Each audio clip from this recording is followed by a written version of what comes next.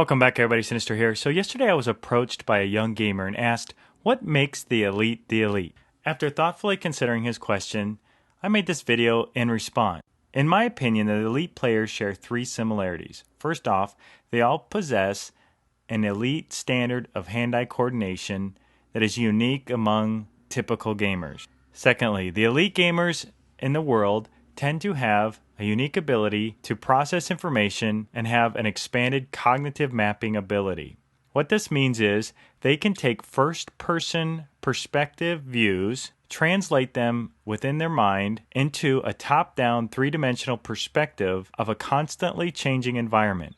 In other words, they can turn what they see from a two-dimensional screen into a complete perspective of what's going on around them, including spawns, spawn flips, attempted flanking positions, and attacking enemies. What I've done here is I've provided a split screen. The lower left-hand part of your screen is what the man in black is seeing on his screen. The larger perspective is what he's translating all of the information in his mind to a top-down perspective. Kind of a in-game theater mode that he has to keep in his mind to be successful at this game. He knows where the common spawn locations are, he knows the common foot traffic to the flags in domination, and then the common routes that an enemy will take from those flags.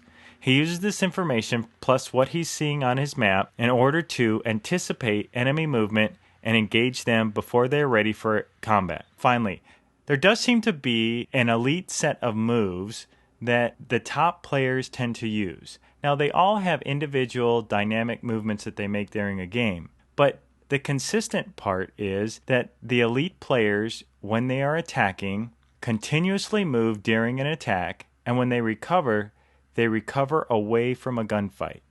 They have a dynamic recovery and a dynamic attacking system that they use within a game that brings them continual success. So as we talked about, the elites of this game tend to have dynamic systems that they employ to engage and disengage from gunfights.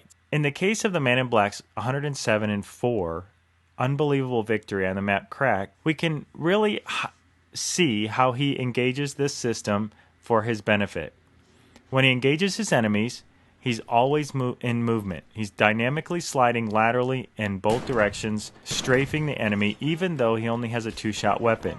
However, the most important part, in my opinion, is how he recovers. He engages the enemy using his cognitive map, telling him where the enemy is approaching from. He fires until he's empty, and then recovers behind cover. This is a critical part. Most beginning and novice and average players tend to reload while they're moving towards the enemy.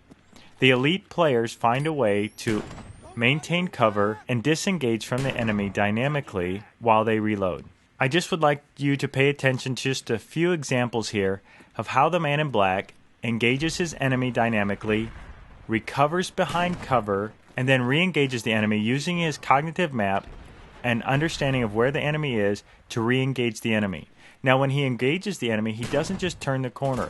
He enters and continues to his movement. He dynamically re-enters a gunfight the same that he dynamically disengages from the gunfight. This system provides him unparalleled success in Call of Duty. Hopefully, by understanding how the elites understand the mapping system and how they translate what they see into a top-down view, and employ a system of dynamic engagement and disengagement of the enemy, you can employ some of these tactics into your game and become a better player at Call of Duty. Okay, Sinister here. Thanks again for joining me, and until next time, I'll catch you on Xbox Live.